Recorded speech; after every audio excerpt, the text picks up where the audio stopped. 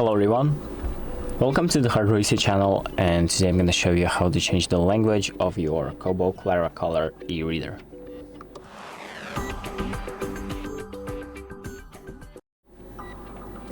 So the first thing that we're going to do is go to the More section, so we're going to press the More button on the bottom right.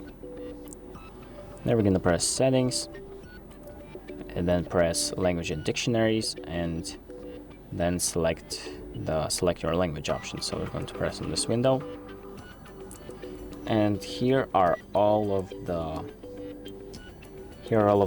options of the languages that are available.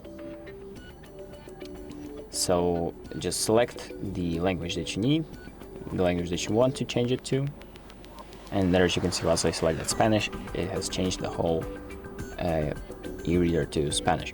So that's pretty much it. Thank you for watching. I hope this video helps you, and make sure to like and subscribe.